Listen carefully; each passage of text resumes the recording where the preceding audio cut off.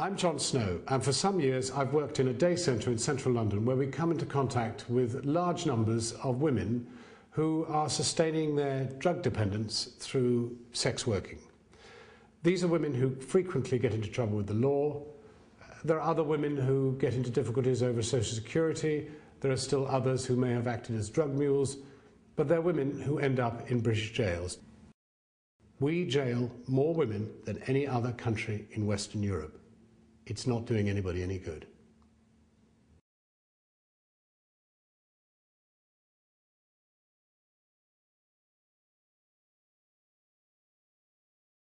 I think one of the issues for the women we work with in terms of their involvement in street-based prostitution is you can't actually separate it from the issue of poverty. You know, and in a sense that's what links prostitution and trafficking together. You know, women across the world who don't have other choices. We have women in exactly that same situation here. Working with women who quite often end up involved in street-based prostitution to pay for school shoes or to pay for school dinners. And it's because they don't have other choices. Quite often, those prison sentences are quite short stay. So they could have been in a hostel, for example, but the length of the sentence, say 17 weeks, is something that then means the hostel bed would have gone when they come out. So what little stability they'd achieved has all fallen apart, as well as their benefits claim.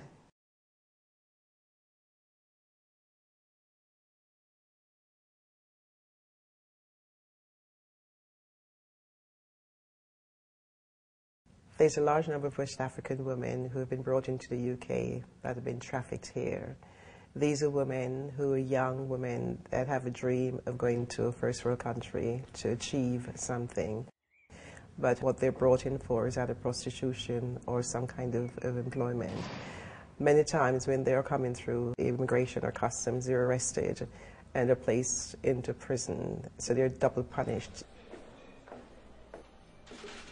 I've been governor of a women's prison where I've had from 150 miles away somebody guilty of, admittedly, a lot of shoplifting to feed the drugs habit. And I benefited from having a drugs rehab unit in the prison.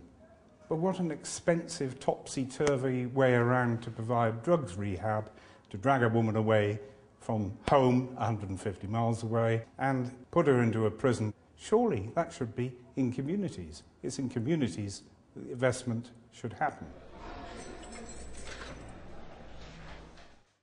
I'm Wendy. I've spent 2.5 years of my life in Holloway Prison as a prisoner.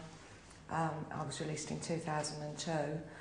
After my release, I went on to work with ex-offenders, primarily women. I just completely fell apart. I went into prison as someone with no mental health issues, and I certainly became someone with issues.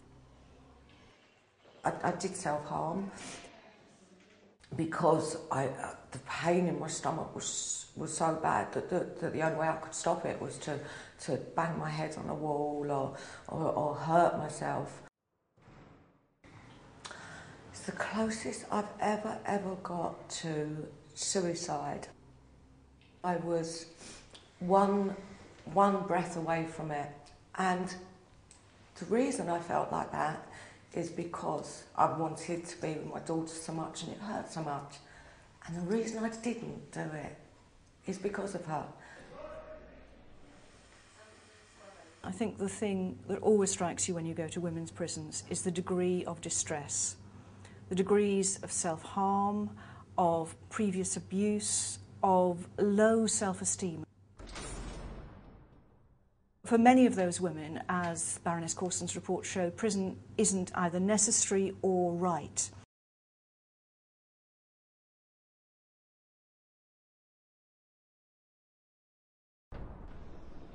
The government wants to talk about reducing the prison population to save money. You're not going to save significant amounts of money unless you close whole prisons. And we've got to do that by ensuring that for the short-term offenders we have those strong, challenging, viable community programmes that they can respond to. That's the only way we will keep people out of prison, by having effective programmes that actually help them to realise they need to stop offending. Right throughout the country, every court needs to have access to the information and to the support and to the advice it needs before it sentences this particular offender in front of them.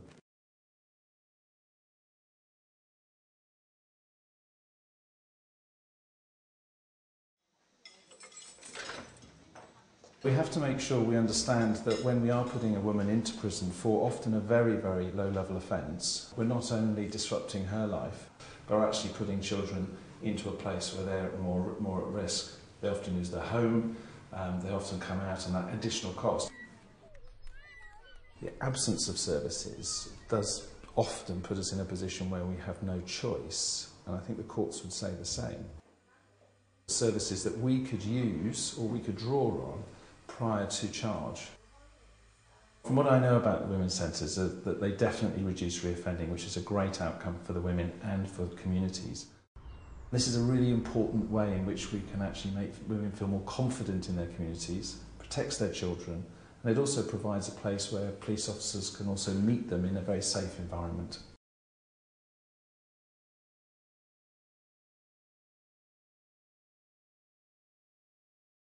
Drag so much. These are £10 from pound. Yeah, I'm there. Yeah. Should we go? Should I make you one? Or you can have a colours. What goes on at a women's centre is a full range of activities. We have loads of agencies on site who come in every week.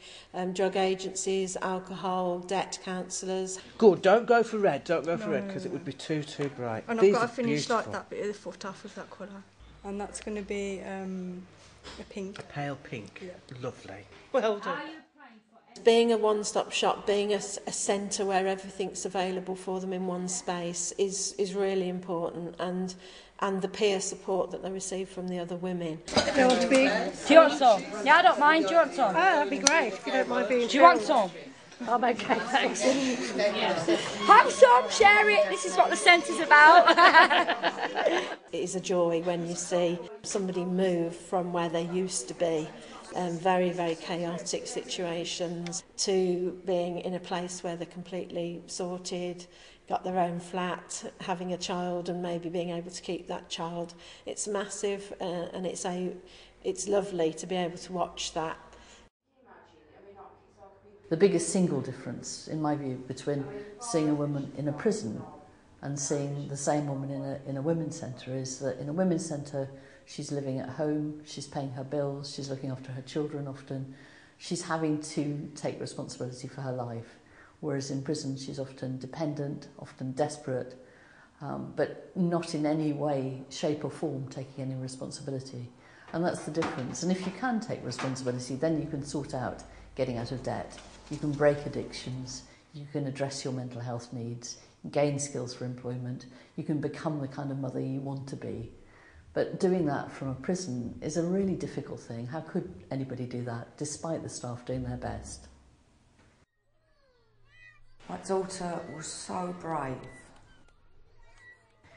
but the impact is permanent. I know how much she struggled, and bless her, she grew up very, very quickly, very, very quickly. But I lost my 14-year-old and I never got her back again.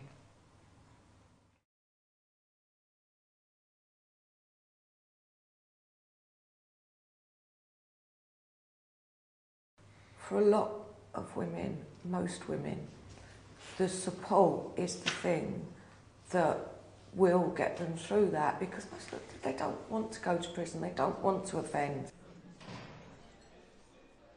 So if we can gain trust and support them before that and through that, you'll save an awful lot of women and a lot of more children from the destruction, the pain and the repetitive of that happening, not just to them again, but possibly to their children.